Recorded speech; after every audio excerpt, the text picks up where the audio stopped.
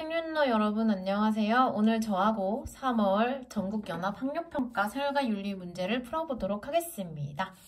자, 먼저 1번 문제입니다. 1번 문제는 90% 이상의 확률로 늘 윤리학의 구분과 관련된 문제가 나오는데요. 이번에도 역시 그렇습니다. 자, 먼저 갑은요, 윤리학의 어떤 주된 탐구 주제를 도덕 원리를 정당화하기 위한 근거를 제시하고 도덕 규범의 체계를 합리적으로 구성하는 것이다 라고 보는 이론 윤리학의 관점을 취하고 있어요.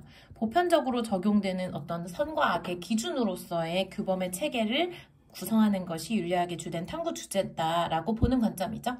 한편 을은요, 윤리학이라고 하는 것은 도덕적 담화, 즉 도덕적 이야기들을 이야기하는 것이죠.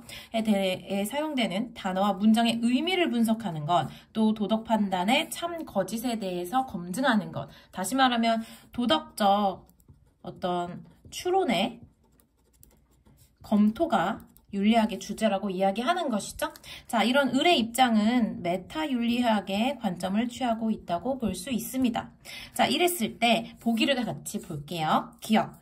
윤리학은 선과 악이 무엇인가에 관해 탐구해야 된다. 그래서 우리가 어떤 것을 기준으로 선과 악을 판단할 수 있는가에 대해서 보편적으로 적용될 수 있는 도덕 원리를 파악하는 것이 이론 윤리학에서 할 수 있는 주장이죠. 윤리학은 도덕 문제를 가치 중립적으로 해결해야 한다. 이론 윤리학은요, 선과 악이라고 하는 가치에 대해서 접근하고 있는 관점이기 때문에 이런 가치 중립적이라고 하는 서술어에 해당될 수 없습니다. 자, 그 다음 메타 윤리학은 도덕적 추론의 타당성을 검증해야 된다. 바로 여기 제시문에서 나와 있는 내용이 해당되는 내용이겠어요. 자, 그 다음 리을. 윤리학은 도덕 현상의 객관적 진술을 주된 목표로 삼는다. 도덕을, 하나의 현상으로서의 도덕을 잘 설명해내는 것을 목표로 하는 윤리학은 기술 윤리학이었습니다. 자, 그래서 1번의 정답은요, 2번이었습니다.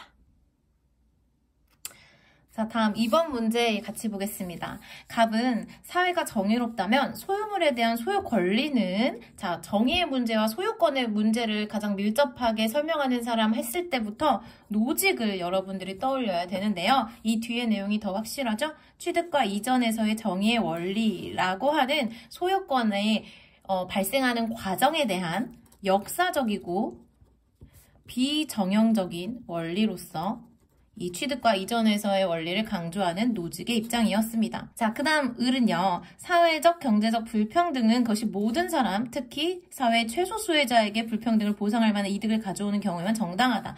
차등의 원리에 대해서 이야기하고 있어요. 자, 이것은 롤즈의 입장이지요. 그 다음 병은요, 사회적 가치들은 각각의 고유한 분배 영역을 가진다. 사회의 가치들은 각각의 서로 다른 근거와 절차, 주체에 의해 분배되는 것이 정당하다고 보는 이러한 복합 평등으로서의 정의를 이야기하는 왈저의 입장입니다. 왈저는요, 사회적 가치들이 각각 지니는 어떤 고유성과 자율성을 강조하는 입장에서 어떤 하나의 원리와 기준에 의해서 모든 사회적 가치가 분배될 수 없고 각각의 그 고유의 성격과 어떤 근거, 역사적인 과정, 절차, 주체에 따라서 이 분배의 기준이 각기 다르게 결정된다고 보았습니다. 자, 노직이, 롤즈가, 왈저가 서로에게 할 수 있는 비판으로 적절할 것들은 무엇일까요?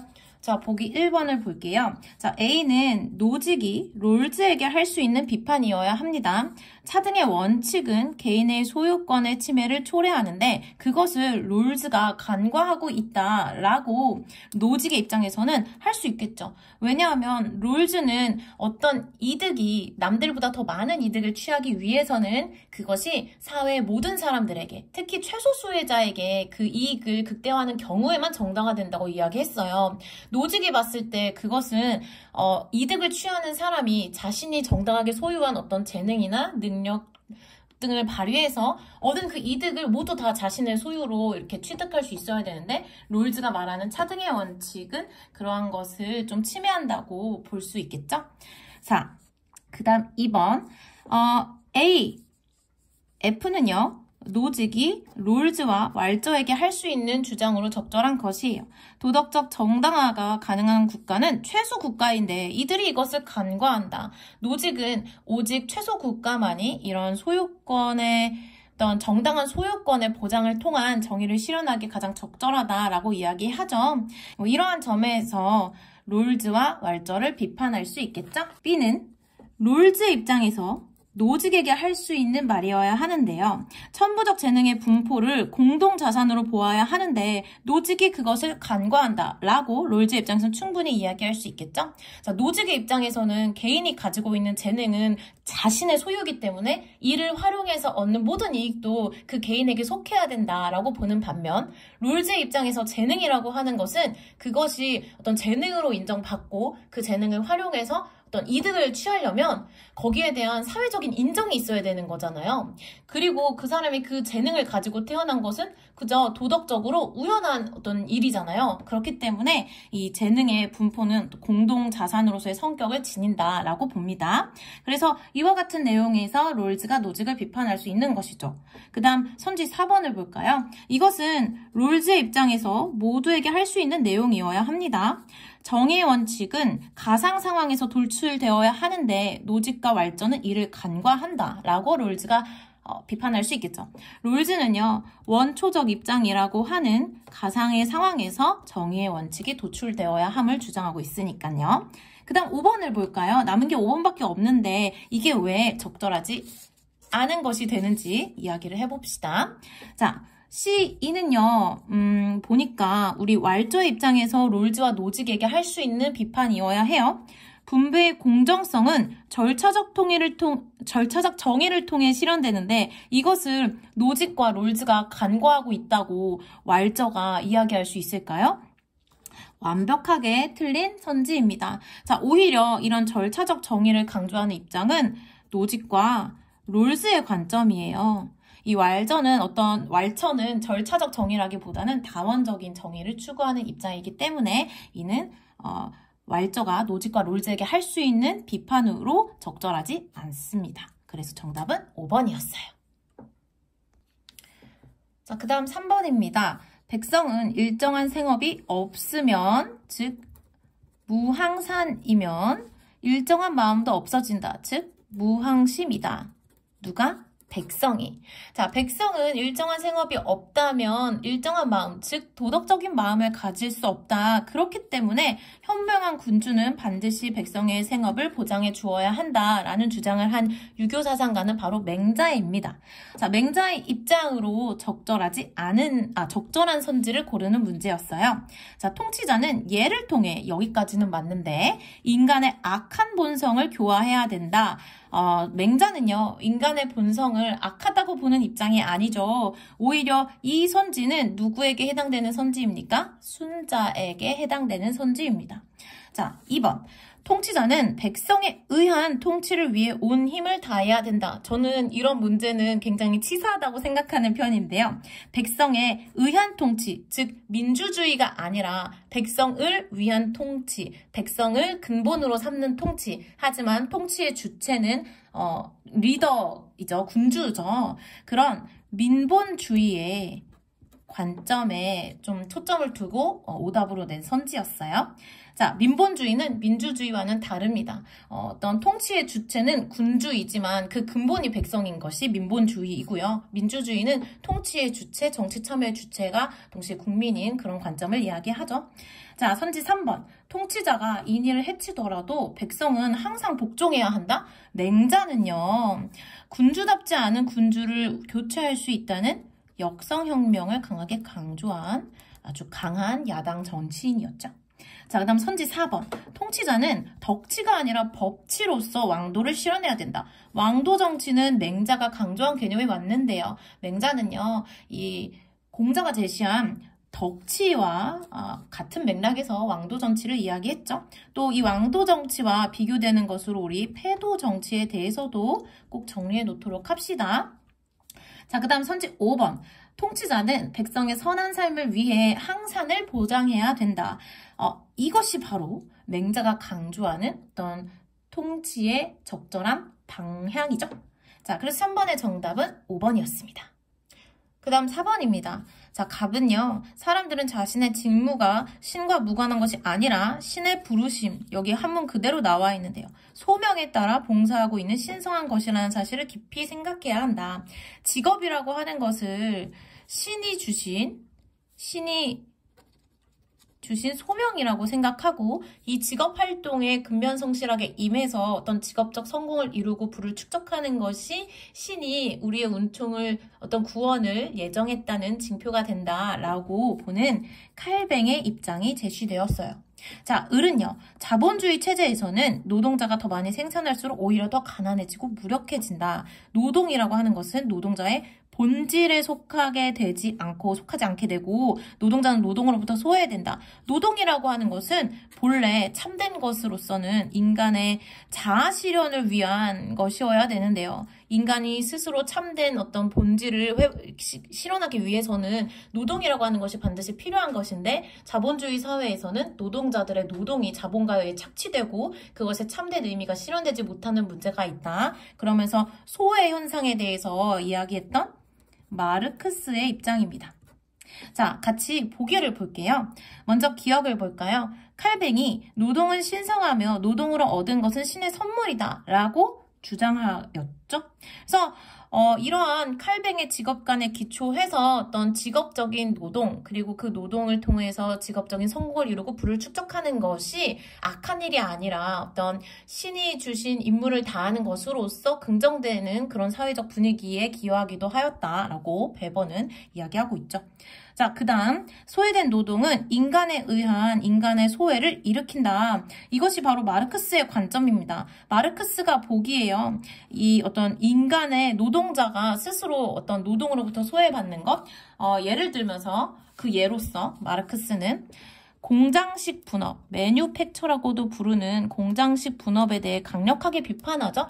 우리가 어떤 재화를 생산해낼 때 굉장히 일부분에 국한된 노동을 이렇게 제공함으로써 자신이 생산해낸 재화로부터도 인간은 소외되고 또 그 재화를 자기가 가지지 못하니까 또 소외되고 그러면서 또 다른 인간과의 어떤 연대로부터도 소외되는 그런 현상이 발생한다고 마르크스는 지적하고 있었어요. 자, 그래서 마르크스는 이렇게 노동자가 자본가에게 경제적으로 예속될 수밖에 없는 노동자와 자본가라고 하는 계급을 만들어내는 자본주의 국가를 우리가 무너뜨리고 공산사회를 이루어야 된다. 그 어떠한 계급도 없는 국가가 아닌 모두가 자유롭고 평등하게 자신의 자아 실현을 위해서 노동을 할 수 있는 그런 공산사회가 이상적인 사회다라고 이야기했던 것이죠. 자, 그 다음 리을은요. 노동의 본질은 자신의 잠재력을 개발하는 데 있다라고 보는 입장, 마르크스에게만 해당되는 입장입니다. 칼뱅은 왜 안 되냐면요. 칼뱅에게 노동의 본질은 뭐예요? 신의 소명이에요. 내가 노동, 직업활동에 열심히 임하는 것은 결국 신의 영광을 드러내기 위한 것이지 나를 위한 것이 아닙니다. 자, 기독교 윤리는 언제나 궁극적인 목적이 신을 향해 있다는 것을 꼭 기억해 주세요. 자, 그 다음 5번입니다. 갑과 을의 입장으로 적절하지 않은 것을 찾는 문제예요. 자, 먼저 갑은요. 성의 자연적 목적을 출산이라고 보고 사랑하는 남녀가 결혼이라고 하는 사회적 승인을 거쳐서 이 출산과 관련하여 행하는 성적 관계만이 도덕적으로 정당하다. 이게 철학적으로는 아퀴나스의 어떤 자연법 윤리에 기초하고 있는 것인데요. 결혼이라고 하는 것을 전제할 때에만 성적인 관계가 도덕적으로 정당화될 수 있다는 보수주의의 입장을 취하고 있습니다. 자, 을은요. 성을 도덕적으로 만드는 것은 사랑이라고 봅니다. 사랑이 동반된 성적 관계만이 도덕적으로 정당하다라고 보는 중도주의의 입장을 취하고 있어요. 자, 그래서 선지를 볼까요? 비교적 쉬운 문제였는데요. 보수주의 입장에서 성적 관계 결과에 대한 책임을 강조하기 때문에 결혼이라고 하는 어떤 제도적인 전제 하에서만 성적 관계가 정당화된다고 보는 것이죠. 또 성은 당연히 사적인 영역이지만 그러면서도 사회의 질서 유지와 관계이기 때문에 이런 결혼 이라는 사회적 승인의 과정이 필요하다라고 보는 입장이 보수주의에 해당하는 입장이라고 볼 수 있습니다. 다음 을은요. 성은 사랑이 전제될 때 서로의 정신적 교감을 교환한다라고 이야기할 수 있겠죠. 당연히. 성적 자기 결정권의 존중은 성적 관계의 필요 충분 조건이다. 성적 자기 결정권이 존중되기만 한다면 성적 관계의 어떤 정당화는 그 자체로 가능하다라고 보는 입장은요. 자유주의의 관점입니다. 자유주의는 상호 간의 자발적인 동의만 있다면 성적인 관계가 도덕적으로 정당화된다고 보는 입장이었어요. 자, 그 다음 5번 볼까요? 성적 관계에서 상호 간의 존중과 배려는 필수적이다. 네, 중도주의에서는 사랑이라고 하는 게 결국 상호 간의 존중과 배려를 함축하고 있기 때문에 사랑이 전제된 성적 관계가 정당화될 수 있다고 보는 입장이고요. 보수주의는 거기에 플러스 결혼이라고 하는 사회적인 어떤 승인의 과정이 필요하다라고 보는 것입니다. 그래서 5번의 정답은 4번이었어요. 다음 6번입니다. 6번은요. 현대 기술이 산출해내는 새로운 문제들에 대해서 더 이상 전통 윤리의 틀로는 해결할 수 없다. 그럼으로써 윤리적인 공백이 발생하고 있다. 인간은 새로운 종류의 이러한 행위 능력, 다시 말하면 기술 권력이죠. 이걸 가지고 있기 때문에 인간에게는 새로운 종류의 윤리로서 책임 윤리가 거기에 따라야 한다는 것이 요구된다라고 보는 한스 요나스의 관점이 출제되었습니다. 자, 요나스의 입장을 우리 선지를 같이 보면서 함께 볼까요? 자, 이런 요나스의 입장에서는 이 기술이라고 하는 것을 인간이 무분별하게 막 활용해서는 안 되고 생태계의 수용 범위 안에서 행사하여야 한다. 왜냐하면 이 기술 안에 내포된 위협적인 요소들은 굉장히 엄청난 결과를 일으킬 수 있는 것이기 때문에 지금 우리 세대뿐만이 아니라 미래에 태어난 인류 그리고 인간뿐만이 아니라 자연에게까지 도 영향을 미칠 수 있는 것이기 때문에 우리는 이에 대해서 아주 윤리적인 숙고를 해야 한다고 이야기합니다. 그리고 이때 우리가 추구하는 이 새로운 윤리학으로서 책임 윤리학은요. 무조건적으로 준수해야 할 명령, 즉 정언 명령의 형태로 우리에게 자연과 미래 세대에게까지 책임질 것을 명령한다라고 봅니다. 인간이 이런 현대 기술 권력을 가지고 있다는 사실로부터 이 책임에 대한 당위적인 명령이 발생한다고 보는 것이에요. 결국 우리는 기술이 초래할 공표를 발견함으로써 이 내포된 위협적 요소와 같은 말이겠죠. 행위 의무를 도출해야 된다라고 요나스는 봅니다. 자, 그런데 이때 기존의 어떤 윤리에서 칸트식의 의무론에서 인간에 대한 의무를 강조했던 것이 미래 세대와 자연에 대한 의무까지로 확장되어야 한다고 보는 것이죠. 인간에 대한 의무도 여전히 지니고 있지만 이에 대한 것이 미래 인류, 미래 세대에 대한 의무와 그들도 인간이기도 하죠. 또 자연에 대한 의무까지도 확장되어야 한다라고 보는 것입니다. 6번의 정답은 3번이었어요.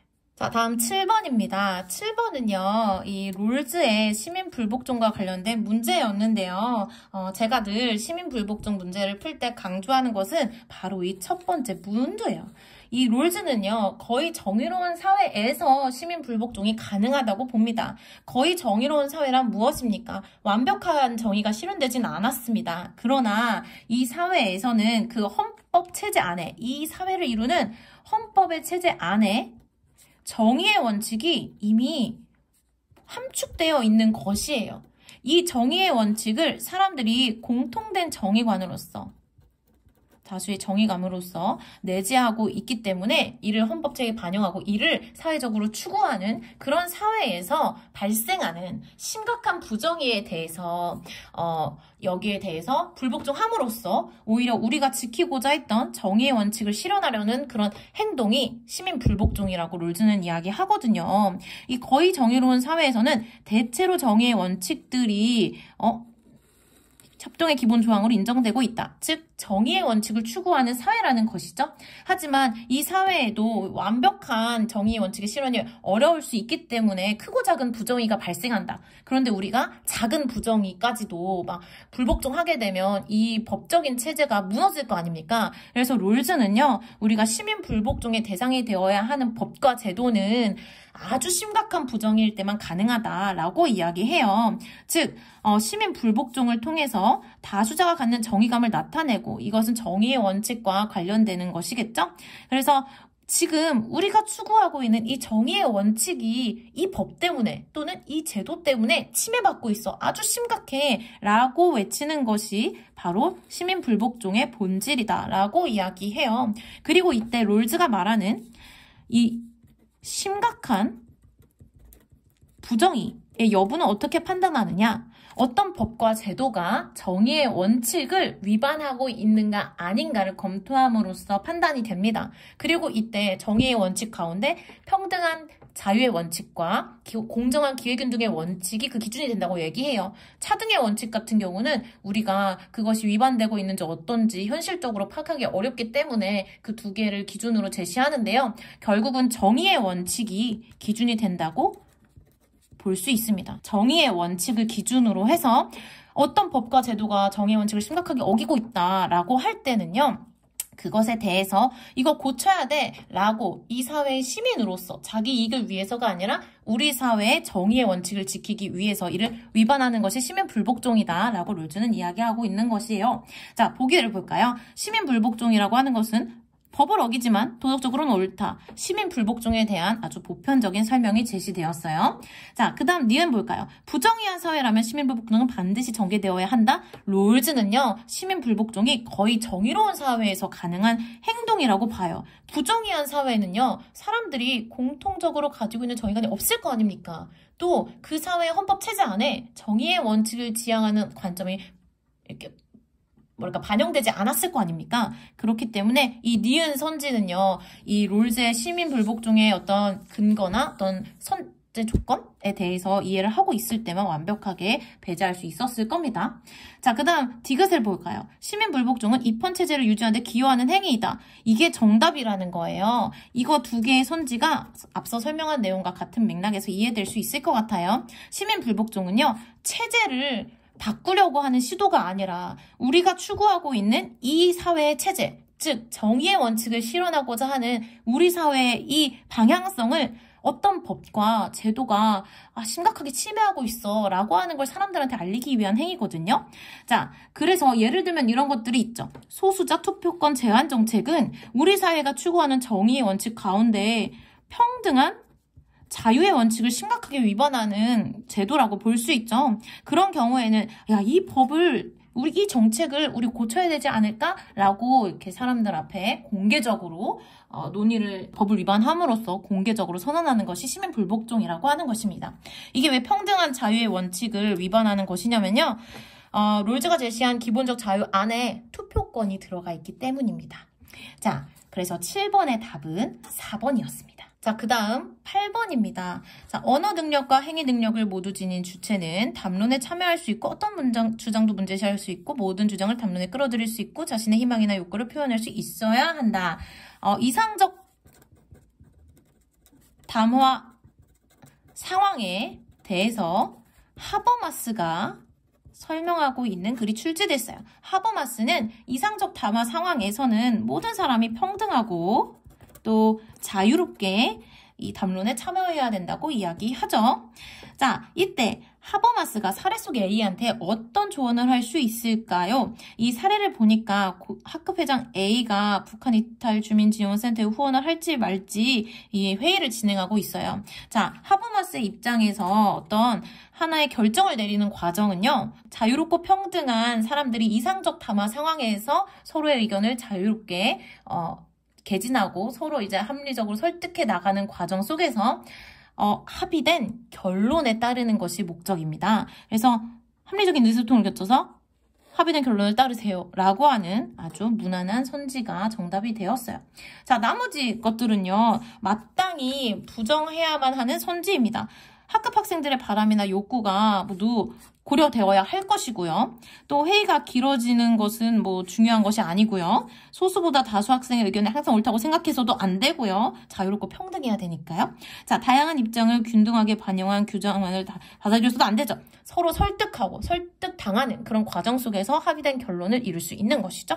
그래서 8번의 정답은 1번이었습니다. 다음 9번 볼까요? 갑은 문화 공존을 위해 타문화에 대해 알고 상호교류를 해야 된다. 다양성과 관용과 같은 것들을 강조하면서 교육에서도 타문화의 내용에 대해 배워야 된다라고 보는 입장이네요. 어떤 다양한 문화의 공존을 강조하는 상대주의적 관점을 가지고 있다고 볼 수 있겠어요. 자, 을은요. 사회통합을 위해서는 소수문화가 주류문화에 동화되어야 한다고 보는 동화주의의 관점을 취하고 있네요. 자, 이때 선지를 볼까요? 자신의 문화 정체성을 유지하면서 타문화를 존중해야 된다고 갑은 이야기할 수 있겠죠? 답이 벌써 나와버렸네요. 자, 2번은요. 차이의 인정보다 동화의 관점에서 타문산을 인식해야 된다. 이것은 을에게 해당되는 내용일 거예요. 자, 그 다음 문화적 풍요로움을 위해 이질적 문화들이 공존해야 된다. 문화 간의 갈등을 막기 위해 소수 문화를 인정해야 된다. 이것은 오히려 을이라기보다는 갑에게 해당될 수 있는 내용이겠죠. 주류 문화와 소수 문화가 융합을 이루도록 해야 한다 라고 했을 때 이것은 갑과 을 모두 긍정할 것 같진 않아요. 자, 그 다음 10번 늘 우리 수험생들을 괴롭히는 동물 권리론과 관련된 문제죠. 자, 먼저 갑을 볼게요. 동물도 인간처럼 고통을 느낄 수 있다. 그렇다는 것은 곧 이해관계를 갖는다는 것이다. 고통은 악이고 쾌락은 선인데 이 고통과 쾌락을 느낄 수 있다면 즉 쾌고 감수 능력을 지니고 있다면 이러한 이해관계를 갖는 것으로 봐야 된다. 그런데 동물이 그렇다라고 보는 싱어의 입장입니다. 싱어는 인간의 고통과 쾌락만을 고려하는 것, 즉 고통과 쾌락을 느낄 수 있음에도 불구하고 동물의 그 고통과 쾌락에 대해서 외면하는 것은 종차별주의라고 보고 비판하고 있죠. 그 다음 을은요. 인간은 대지를 상품으로 보기 때문에 남용하고 있다. 대지를 우리가 속한 생명 공동체로 바라보아야 한다. 자, 생명 공동체. 여기에서 방점은 공동체에 찍혀 있음을 여러분 알아야겠어요. 자, 그래서 우리가 어떤 선과 악에 대해서 판단할 때 그 기준이 대지라고 하는 공동체가 되어야 된다고 보는 레오폴드의 입장이었어요. 자, 그 다음 병은요. 유기체를 목적론적 삶의 중심으로 생각하는 것은 그 자신의 방식으로 고유의 선을 추구하는 유일한 개체로서 그 존재의 실체를 인식하는 것이다. 어떤 생명체가 그 각자의 고유의 선을 추구하는 그런 것들에 대해서 이야기하면서 목적론적 삶의 중심으로서 생명체가 도덕적인 지위를 가진다고 보는 테일러의 입장입니다. 자, 그랬을 때 A는요. 싱어는 긍정하고 레오폴드와 테일러는 부정할 내용이 들어가야겠어요. B에는요. 레오폴드는 긍정하고 테일러는 부정할 내용이 들어가야 되겠죠. C는요. 레오폴드가 긍정할 내용, 또 D는 테일러가 긍정할 내용이 각각 들어가야 되겠습니다. 자, 함께 보기를 볼까요? 먼저 기억 볼까요? 쾌고감수 능력은 도덕적 고려를 위한 유일한 기준인가? 쾌고감수 능력이 있다면 도덕적 고려의 대상이 된다 라고 보는 싱어의 입장에서는 긍정될 내용이고요. 어떤 도덕적 고려의 대상의 기준으로서 생명이라고 하는 생명체를 기준으로 삼는 테일러나 혹은 대지 공동체에 속한 구성원인가 아닌가를 기준으로 삼는 레오폴드의 에게는 해당되지 않는 내용이라서 A에 들어가는 질문이 맞겠죠? 자, 그 다음 니은 생명이 없으면서 도덕적 지위를 지닌 개체가 있는가? 라고 하는 질문에 대해서 레오폴드는 긍정할 거예요. 이 대지 안에는 흙이나 물, 어떤 공기와 같이 생명체는 아니지만 이 대지를 구성하고 있는 이 구성원들이 있잖아요. 그렇기 때문에 긍정될 수 있는 내용입니다. 자, 또한 생명체를 기준으로 삼는 테일러는 이 생명이 없으면서 도덕적 지위를 지닌 개체가 있다고 이야기하지 않을 거예요. 그렇기 때문에 니은은 B에 들어갈 질문으로 적절합니다. 그 다음 디귿을 볼까요? 자연에 대한 의무는 인간 간의 의무에서 비롯되는가? 라고 하는 이 입장은요. 인간 중심주의, 특히 칸트와 같은 사람들이 하는 이 주장에서 긍정될 수 있는 질문이죠. 그렇기 때문에 이것은 이 C에 들어갈 수 없습니다. 자, 그 다음 생태계의 모든 생명체가 지닌 본래적 가치는 동일한가? 라고 하는 것에 대해서 테일러는 당연히 긍정할 겁니다. 그래서 정답은 4번입니다. 자, 다음 11번입니다. 고통받는 사회가 빈곤에 처한 이유는 정치 문화의 결함이다. 즉, 그 사회 내에 정의로운 분배 체계를 이루는 것으로서 어떤 정치 문화의 질서가 부재하기 때문에 그 사회 사람들이 계속 빈곤해진다. 그래서 원조를 통해서 우리는 이 고통받는 사회를 질서 정연한 사회로 편입될 수 있도록 도와야 된다라고 보는 롤스의 입장입니다. 자, 을은요. 이런 롤스의 입장에 대해서 비판하면서 아니 언제 고통받는 사회가 질서정연한 사회가 되기까지 기다리냐. 그동안에 사람들 다 죽겠다. 우리는 이익평등 고려 원칙에 따라서 지금 당장 아주 절대 빈곤에 의해서 극심한 고통에 시달리고 있는 사람들을 도와야 된다라고 보는 싱어의 입장이 을에 제시되었습니다. 자, 이랬을 때 이 집합에 따라서 롤즈에게만 해당되는 내용, 이들의 공통점, 싱어에게만 해당되는 내용에 대해서 각각 파악할 수 있는지를 보기와 대조해 나가면서 문제를 풀었어야 됐어요. 자, 보기 기억을 볼까요? 원조의 목적은 대상국이 자유롭거나 적정 수준의 사회가 되게 하는 것이다. 이것은 롤즈가 제시한 원조의 목적과 완벽하게 일치하는 아주 무난한 선지죠. 자, 원조는 공리의 원리에 따라 마땅히 실천해야 될 윤리적 의무이다. 공리의 원리를 이 국제 관계에서 분배적 정의까지 적용을 해서 따르는 사람은요, 롤즈가 아니라 싱어예요. 심지어 롤즈는 이 공리의 원리를 한 사회의 분배를 이루는 데서도 우선시해서는 안 된다고 보고 정의의 원칙에 따라야 된다는 주장을 하고 있죠. 또 추가적으로 얘기하자면, 그러니까 싱어는 공리의 원리를 모든 어떤 주제에 적용하는 공리주의적 관점을 계속 취하고 있는 것에 반대로 이 롤즈는 한 사회 안에서는 정의의 원칙에 따라서 우리가 분배적 정의를 실현해야 되지만 국제 관계에는 이러한 정의의 원칙이 적용되어서는 안 된다고 봅니다. 왜냐하면 국가 간의 관계에서는 어떤 가치를 함께 만들어내는 협동체제를 이루고 있지 않기 때문이죠. 그런 관점도 한번 정리해 두면은 문제를 풀 때 조금 더 도움이 되지 않을까요? 자, 그 다음 디귿. 어떤 사회가 경제적으로 풍요롭지 않더라도 원조의 주체가 될 수 있다. 이 롤즈의 입장에서 원조의 주체는요, 질서 정연한 사회예요. 그리고 이 질서 정연한 사회의 기준은 정치 문화의 수준에 있기 때문에 빈곤한 국가더라도 질서 정연한 사회가 될 수 있어요. 롤즈 동그라미. 자, 그러면 싱어는 어떨까요? 싱어의 입장에서는요, 어떤 절대적인 풍요를 누리는 국가가 아니더라도 얼마든지 절대 빈곤의 해결에 기여할 수 있다고 봐요. 그래서 실제로 싱어의 책에서는요, 아주 작은 노력을 통해서, 아주 작은 기부를 통해서도 절대 빈곤국을 도울 수 있다라고 하는 주장들이 계속해서 제시되고 있거든요.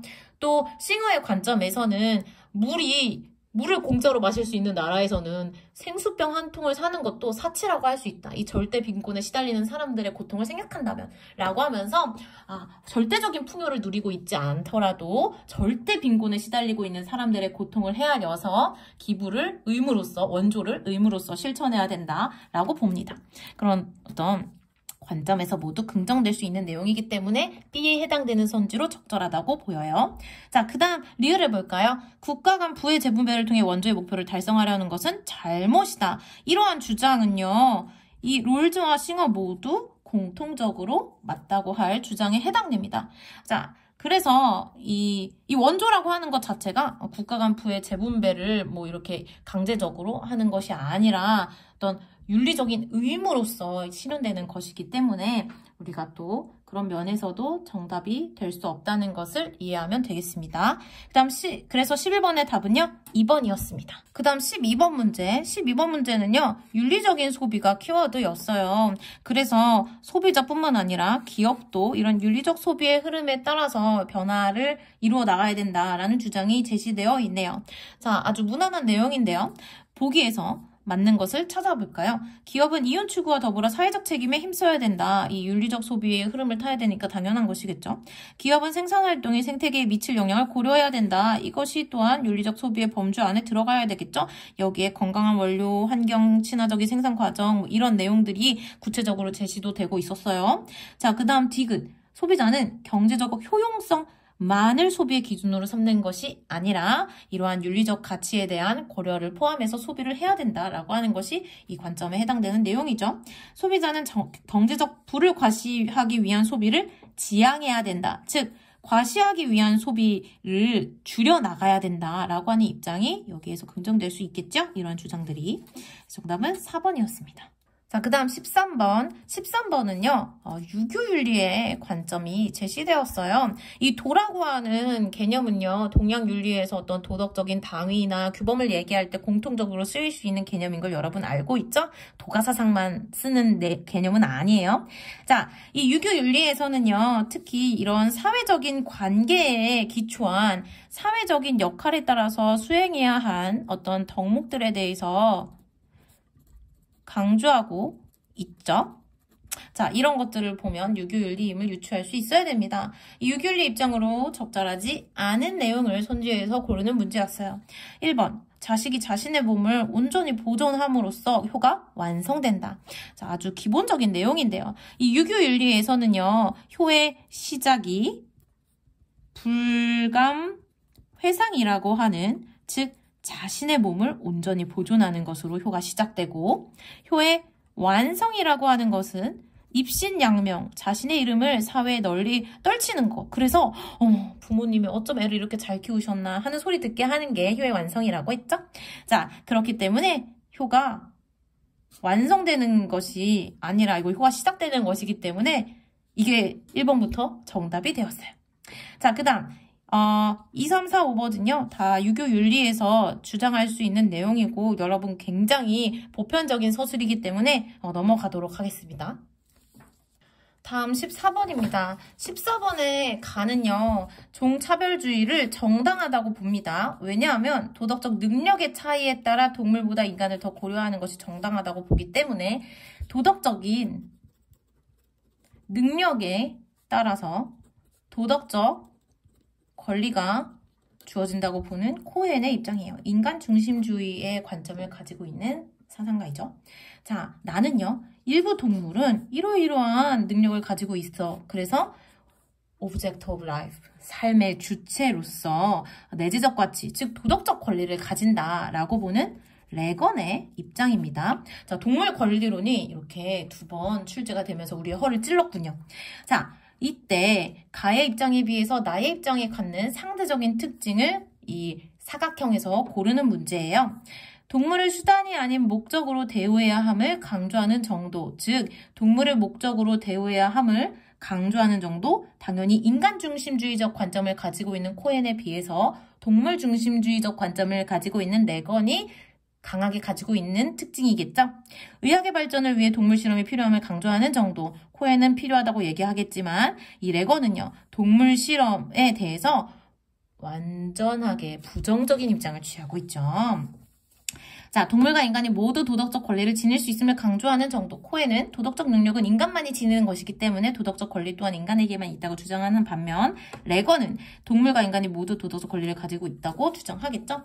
자, 이랬을 때 X와 Z이 높고 Y는 낮은 점을 찾으면 돼요. 자, X 높고 Z 높고 Y는 낮은 디귿이 정답입니다. 자, 다음 15번 문제입니다. 범죄에 대한 가장 강력한 억제력은 사형 장면이 아니라 오래도록 자유를 박탈당한 채 짐승처럼 취급받으며 노동으로 속죄한 인간의 모습을 보게 하는 데서 생겨난다. 즉, 사형보다는 종신노역형이 범죄에 대한 억제력을 더 강하게 발휘한다라고 보는 베카리아의 관점이죠. 자, 한편 을은요. 살인을 했거나 그것을 명했거나 그것에 협력했던 사람은 사형에 처해져야 된다. 이성적 존재로서 인간이 스스로 다른 사람을 수단으로 선택하는 행위를 했다면 그에 대해서 동일한 해를 가해야 된다라고 보는 칸트의 입장이에요. 칸트는요. 응보주의적 관점에서 우리가 어떤 사람에 대한 형벌을 정당화하는 근거는 그 사람이 타인에게 해를 끼쳤다. 그 사람이 그러한 범죄를 저질렀다라는 사실뿐이지 그것이 어떤 범죄 예방에 효과를 가진다거나 혹은 다른 사람에게 본보기가 된다거나 하는 기타 다른 결과를 위한 수단이 될 수 없다라고 봐요. 칸트한테 형벌은요. 다른 목적을 위한 수단이 아니에요. 범죄자가 범죄를 저질렀다는 사실에 대해서 그 응당한 어떤 결과로서 주어지는 것이죠. 자, 한편 병은요. 처벌은 그 자체로는 악이다. 왜냐하면 처벌은 고통을 발생시키잖아요. 그러니까 악이죠. 하지만 그것이 더 큰 악을 없애는 것은 보장하는 한 인정되어야 한다. 이런 공리의 원리에 기초해서 고통스러움을 발생시키는 것이지만 그럼에도 불구하고 더 큰 고통을 이제 없애는 것이 형벌이라면 그때 형벌은 정당화 된다고 보는 벤담의 관점입니다. 자, 벤담에게 왜 고통 자체가 악인지는 알죠? 공리주의의 관점에서는요. 고통은 악이고 쾌락은 선이죠. 그런데 형벌은 그 형벌을 받는 범죄자나 그 가족에게 고통을 발생시키잖아요. 하지만 그럼에도 불구하고 형벌이 정당화될 수 있을 때는 다름 아닌 그 형벌을 통해서 더 큰 악이 제거될 때 가능한 것입니다. 자, 선지를 보면 더 와닿을 것 같아요. 이 부분이 조금 헷갈리니까 3번부터 볼게요. 처벌이 초래할 해악, 즉 처벌로 인해서 발생할 고통이 처벌이 예방할 해악, 즉 처벌이 있음으로 인해서 예방될 수 있는, 제거될 수 있는 고통보다 이 처벌이 초래할 해악이 작아야만 그 형벌이 정당화될 수 있다는 공리주의적 관점이 바로 벤담의 관점에 해당됩니다. 자, 이제 1번부터 다시 볼까요? 베카리아의 입장에서 범죄 예방을 위해 각자의 생명권을 사회에 양도해야 된다고 볼까요? 오히려 베카리아는요, 이 한쪽으로는 사회계약론의 관점을 가지고 있으면서 그 누구도 자신의 생명권을 그렇게 사회에 양도하지 않았을 거다. 그렇기 때문에 사형제도는 이 사회계약의 관점에서도 부정된다라는 입장을 전개했던 사람입니다. 자, 그 다음 2번. 살인자가 물권의 대상이 아님은 타고난 인격성 때문이다. 이건 칸트가 얘기한 그대로 이 선지에 들어가 있는 거예요. 인간은 타고난 인격성을 가지고 있다. 그렇기 때문에 아무리 살인자라도 시민적으로는 그 인격성을 잃어버렸을지라도 그가 생득적으로 타고난 인격성을 상실하진 않는다. 그렇기 때문에 어떤 처벌의 순간에서도 범죄자는 수단이 아니다. 그의 인격성을 존중해줘야 된다라고 이야기해요. 그리고 오히려 그의 인격성을 존중하는 방법이라고 하면 살인자는 마땅히 사형에 처하는 것이다. 그것이 그의 인격성을 존중하는 것이다 라고 칸트는 이야기하죠. 칸트는 강력하게 사형제도를 옹호하는 사람이에요. 자, 그 다음 선지 4번. 사형은 실효성과는 무관하게 폐지되어야 하는 해악이다 라고 본다고요? 오히려 이 베카리아와 벤담은요, 사형이라고 하는 것에 대해서 이 베카리아는 그것이 어떤 실효성이 떨어진다라고 봐서 폐지해야 됨을 이야기하고 있고요. 이 벤담은요, 사형에 대해서 전면 폐지를 이야기하지 않았어요. 이 공리의 원리에 따라서 더 큰 해악을 방지하는 사형은 정당화된다 라고 보는 입장이거든요. 그렇기 때문에 이 갑과 병이 모두 틀리지만 그 맥락이 조금 다르다는 점을 여러분 기억해 주세요. 베카리아는 실효성에 근거해서 사형이 폐지되어야 된다고 보는 입장이고, 벤담은요, 실효성에 근거해서 정당화될 수 있는 사형이 있을 수 있다고 보는 입장이기 때문에 이 4번 선지는 모두에게 맞지 않습니다. 그 다음 5번. 처벌은 시민사회의 선을 늘리기 위해 행해져야 한다라고 했을 때 이 시민사회의 선이 어떤 쾌락이나 이익이나 뭐 그러한 유용성이라면, 뭐 여기서 위에서는 실효성이라고도 표현되고요. 이라면 벤담에게는 맞지만 이 칸트에게는요, 처벌이라고 하는 것이 수단이 될 수 없어요. 처벌이라고 하는 것은 범죄자가 그러한 행동을 했다는 그 사실 자체만으로 주어져야 하는 것이라고 봅니다. 자, 그렇기 때문에 15번의 정답은 2번이었어요. 자, 다음 16번입니다. 다음을 주장한 사상가 입장으로 적절하지 않은 것을 찾는 문제였어요. 자, 누구일까요? 우리가 어떤 것의 진리를 있는 그대로 보고자 한다면 육체로부터 벗어나서 오로지 영혼만으로 그것을 바라보아야만 한다. 이것은 플라톤의 관점인데요. 플라톤은요, 어떤 것의 진리, 즉 이데알을 우리가 있는 그대로 보려고 한다면 육체로부터 벗어나서 오로지 영혼만으로 봐야 한다. 자, 왜냐하면 이데알은 지성으로서만 파악될 수 있는 것이기 때문이죠. 자, 그런데 우리가 영혼이 육체 안에 갇혀 있다면 이 이데알을 똑바로 볼 수가 없다는 것이에요. 이 영혼이 육체로부터 분리되어서 홀로 있게 되는 것은 살아서는 불가능하다. 그렇기 때문에 오직 죽음을 통해서만 영혼이 해방될 수 있다.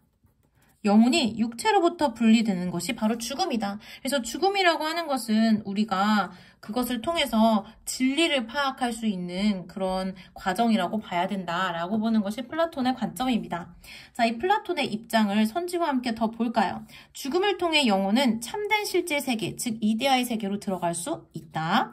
그리고 현실 세계에서 우리는 이러한 영혼의 순수성을 지키기 위해서 노력해야 된다라고 봅니다. 플라톤은요, 이 이데아의 세계에서 진리를 파악할 수 있는 것은 결국 현실 세계에서도 진리를 탐구하고 추구하려고 노력했던 사람들에게 허용된다고 보거든요. 죽음 이후에 우리가 진정한 이데아의 세계에 들어가서 완벽한 진리를 누리면서 살려면 현실에서부터 철학자의 삶을, 진리를 추구하는 삶을, 지혜를 따르는 삶을 살아야 된다고 보았어요. 자, 선지 4번. 불멸하는 영혼은 죽음 이후에 육체로부터 자유로울 수 있다. 죽음은 참된 지혜를 얻을 수 있는 계기가 될 수 있다. 다 정답이죠? 자, 1번은요.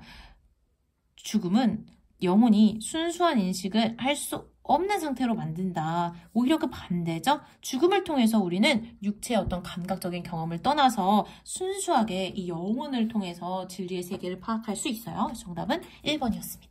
자, 자, 다음은 도덕적 쟁점을 찾는 문제인데요. 쟁점을 찾는 문제는요, 제시된 입장들이 어디에서부터 서로 맥을 달리하는지를 파악해야 되는데요. 그렇기 때문에 동의합니다가 아니라 아닙니다를 기준으로, 그래서 부정하는 그런 대답을 기준으로 앞과 뒤를 살펴봐야 돼요. 무엇을 아니라고 합니까? 사생활을 침해하지 않는 범위 내에서 역학조사 공개가 이루어져야 된다. 아닙니다. 이렇게 한다면 어려움이 있습니다. 라고 하는 거. 동의합니다는요. 이들이 공통적으로 취하고 있는 입장이기 때문에 여기에 좀 얹어서 파악을 한다면 정답을 파악하는데 훨씬 더 쉽게 갈 수 있죠. 동의한다고 하는 것은 결국 역학조사 결과 공개에는 동의하지만 그의 사생활을 침해하지 않는 범위 내에서 이루어져야 하는가 아닌가에 대해서 서로 입장이 갈리고 있어요. 현안을 이 문제에 넣었네요. 대단해요. 출제하시는 분들. 자, 다음 18번입니다. 이것이 있으므로 저것이 있고 이것이 생겨서 저것이 생겨난다. 이것이 없으므로 저것이 없고 이것이 사라짐으로 저것이 사라진다. 세상의 모든 만물이 상호간의 의존적인 관계 속에서 발생한다고 보는 이념 생기의 불교 관점이 제시되었어요. 세상의 모든 것들은 상호 의존적인 관계를 맺고 있다. 라고 보는 관점이죠. 서로 원인과 결과에 아주 무수히 얽힌 관계를 맺고 있어서 독자적으로 존재하는 건 이 세상에 아무것도 없다라고 하는 것. 그리고 이에 대해서 깨닫는다면 고통이 사라질 수 있다. 무명이라고 하는 것은 깨닫지 못하는 그런 상태를 얘기하는 것이죠. 무명을 없앤다는 것은 깨달았다는 거예요. 그러면 고통이 사라진다. 불교의 관점이에요. 그다음 나는요. 이것은 저것에서 나오고 이건 역시 저것에서 말미암게 된다. 오름으로 말미암아 그릇됨이 있고 그릇됨으로 말미암아 오름이 있다. 자, 저는 이 문제 되게 좋다고 생각하는데요. 되게 비슷한 내용인 것 같지만 이 가에 제시된 내용은요. 이것이 원인이 되어서 저것이 생기는 거고 이것이 생기는 게 원인이 되어서 저것이 생기는 거잖아요. 하지만 나에서 제시된 것은 이것과 저것, 저것과 이것, 오름과 그름이 모두 상대적이라고 보는 그런 주장이 제시되어 있어요. 성인은 자연에 비추어 생각한다. 마지막 힌트까지 빵! 나는요. 도가 사상에 해당되는 내용이에요. 자, 이때 이들의 입장으로 적절한 것을 찾는 문제입니다. 자, 가는요. 불교의 관점이죠. 지속적인 수행을 통해 불성을 형성해야 된다. 불교 사상에서는 불성이라고 하는 것이 모든 중생에게 이제 주어져 있다고 봐요. 깨달음이라고 하는 것은 자신에게 내재된 불성을 깨닫고 그걸 실현하기 위해 노력하는 것이죠. 자, 그 다음 원인과 조건이 없는 존재는 없다. 인, 연. 이 없는 존재는 없다. 모든 것은 어떤 만물과의 상호 의존적 관계 속에서 생겨난다. 이것이 바로 불교의 관점이죠. 나머지도 볼게요. 12선악을 분별하면서 도덕적 가치를 실현해야 하신다. 도가 사상에서는요. 12선악과 같은 것들이 상대적인 것일 뿐이다 라고 하면서 분별적인 지식을 부정하고 우주적인 관점에서 모든 것을 봐야 된다는 것을 강조합니다. 본성에서 벗어나서 절대적 자유의 경지를 추구해야 된다. 아니요. 도가 사상에서는요. 자연적 본성을 실현하는 것이 중요한 것이에요. 이 본성을 어떻게 보느냐에 따라서 유교 사상과 도가 사상이 서로 다른 이야기를 하는 것이죠. 불교도 마찬가지고요. 자, 그 다음 선지 5번. 세상 만물의 가치에는 위기가 있다. 그걸 알아야 된다. 불교와 도가 사상 모두 부정할 내용입니다. 그래서 18번인 답은 2번이었습니다.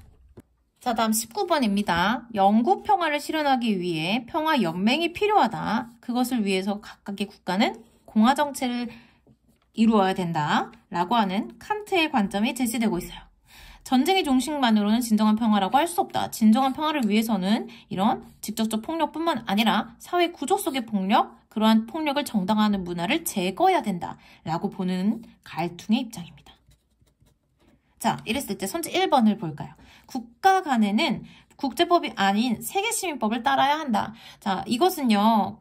상식적인 차원에서도 사실은 국가 간에 국제법이 적용되고 된다고 생각을 할 수 있죠? 그리고 칸트는요. 직접 이렇게 제시합니다. 한 국가 안에서는 시민법. 오케이? 그리고 국가 간의 상호관계에서는 국제법. 그리고 어떤 한 사람이나 개인이나 국가가 서로 외적으로 서로 영향을 줄 수 있는 관계에 있으면서 어떤 보편적인 관계를 이룰 때는 그때는 세계시민법이라고 이렇게 제시를 하고 있어요. 국가 간에는 국제법이 맞습니다. 그 다음 개인은 세계 국가의 국적을 갖는 구성원이 되어야 한다라고 했을 때 칸트는요. 어떤 단일한 정부를 세우고 어떤 단일한 국적을 사람들이 가져야 된다고 얘기하지 않아요. 그렇기 때문에 2번은 정답이 될 수 없고요. 3번 문화는 평화 또는 폭력을 정당화하는 수단이 될 수 있다. 그리고 이러한 문화가 평화를 정당화해야 된다고 보는 것이 갈퉁의 입장입니다. 평화적 수단이나 과정을 통해서는 평화가 달성될 수 없다. 갈퉁은요, 과정에서도 평화를 추구하는 평화주의자예요. 개별 국가의 정치제도 개선은 평화 실현과 무관하다라고 했을 때 칸트도 부정하고 갈퉁도 부정할 내용이죠. 왜냐하면 칸트는요, 한 국가에서도 이 공화 정체를 이루어야만 이 이성적 존재들의 자율성이 보장될 수 있다고 보거든요. 또 이성적 존재들이 이룬 공화 정체로서의 국가가 또한 국제사회에서도 자율성을 보장받아야 된다고 보는 입장이거든요. 그래서 어떤 개별 국가의 정치제도 개선이 영구 평화의 어떤 전제 조건이 되기 때문에 칸트는 부정할 것이고, 갈퉁 역시 이런 정치제도 개선이 결국 평화를 위한, 진정한 평화를 이루기 위해서 굉장히 중요한 과정이기 때문에 이렇게 무관하다고 이야기할 수 없을 겁니다. 19번의 답은 3번이었어요. 자, 다음 20번. 갑은요, 가장 상업적인 것이 가장 예술적이다. 그래서 돈을 번다는 건 예술이고 잘 되는 사업이 최상의 예술이다. 뭐 이런 관점을 가지고 있고요. 을은요, 문화산업이 많은 문화상품의 속성은 결국 문화 소비자들의 적극적인 사유를 불가능하게 만든다. 라면서 문화산업을 비판적으로 보고 있어요. 적절한 것은 예술작품은 대중화에서 벗어나 미적 가치를 지녀야 된다. 갑은요, 돈을 많이 버는 것이 예술이라고 봐요. 그렇기 때문에 대중화를 긍정하겠죠? 예술의 상업화에 따른 이윤 창출은 예술 발전을 방해한다. 오히려 가장 상업적인 것이 가장 예술적이다 라고 보면서 상업화에 따른 이윤 창출을 긍정하는 갑은요, 이렇게 주장하지 않을 겁니다. 문화산업은 대중의 자발성과 상상력의 발달을 저해한다. 그래서 적극적인 사유를 불가능하게 만든다라고 보는 을의 입장과 맥락이 통하는 선지였어요. 문화산업은 대중의 비판적인 의식을 바탕으로 형성된다. 오히려 문화산업은 대중을 굉장히 무비판적으로 맹목적으로 만든다라고 보는 것이 을의 입장이죠.